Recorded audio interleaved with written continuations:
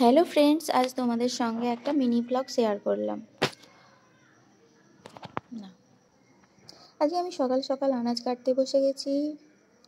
আজকে বাড়িতে মা মানে আমার শাশুড়ি মা নেই, তো সকাল সকাল রান্নার জোগাড় প্রস্তুতি চলছে।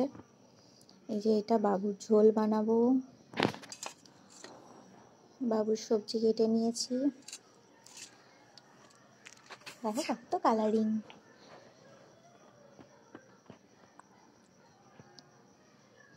সব আনাজপত্র কেটে নেব এভাবে। আজকে আমি কি করব দুপুরে, তাই তোমাদের সঙ্গে শেয়ার করব।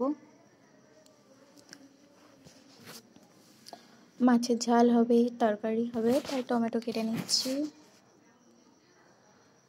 ফুলকপি, আলু, পনির দিয়ে একটা তরকারি বানাবো।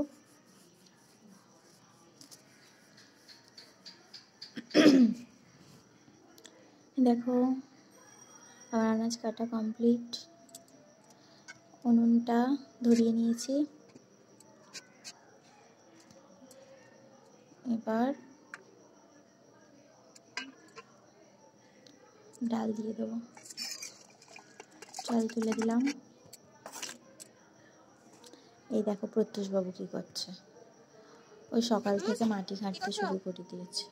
বাড়িতে ঠাম্মা দাদু কেউ নেই, তারা একটু বেরিয়েছে, ও আর কি করবে। দেখতে দেখতে ভাতটা ফুটে গেছে। দেখো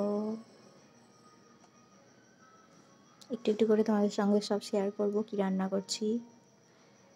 এই দেখো সে দুষ্টুমি করছে, এদিকে ওদিকে মাটি ছড়াচ্ছে।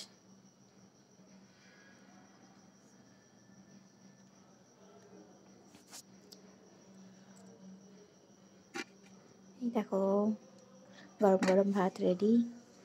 এদিকে মাছের ঝালটাও হয়ে গেছে।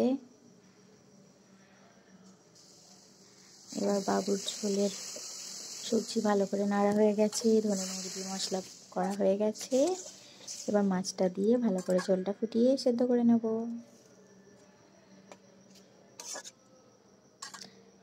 শীতকালে একটা সব কিছু সবজির মধ্যে একটা কালারিং ব্যাপার থাকে, তাই না? এদিকে ফুলকপি আলু একটু সেদ্ধ করে নিচ্ছি। তারপর পনিরগুলোকে ভালো করে একটু ভেজে নেব, লাল লাল করে ভেজে পনিরগুলোকে তুলে রাখবো। তারপর অল্প তেলে সবজিগুলো, ফুলকপি আলু নুন হলুদ দিয়ে একটু ভেজে নেব, ভেজে তুলে নেব।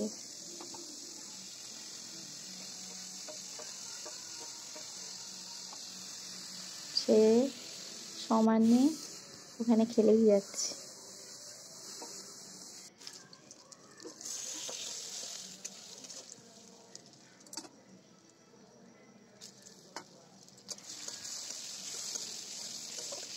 ফুলকপি আলুর তরকারি এভাবে করে নিলাম। একটু আদা বাটা দিয়ে দেবো। যাই হোক, ফুলকপি আলুর তরকারিটা এরম দেখতে হচ্ছে। এবার পনির টনির দিয়ে নামিয়ে নেব। এবার প্রত্যুষবাবুকে একটা জায়গায় ফল খাওয়াতে হবে, তো কলা খাওয়াবো। ও দৌড়াদৌড়ি করছে, ওর সঙ্গে একটু ছুটাছুটি হয়ে গেল, এই আর কি দুষ্টুমি। তোমাদেরকে দেখাবো কি রান্না করলাম। এই যে গরম গরম ভাত, ফুলকপি আলু পনির দিয়ে একটা তরকারি, মাছের ঝাল, ডাল আর বাবুর ঝোল। হ্যালো বন্ধুরা, তো আমার আজকের মিনি ব্লগটা তোমাদের কেমন লাগলো প্লিজ কমেন্ট করো। ভালো লাগলে কমেন্ট করো, তো আবার করব।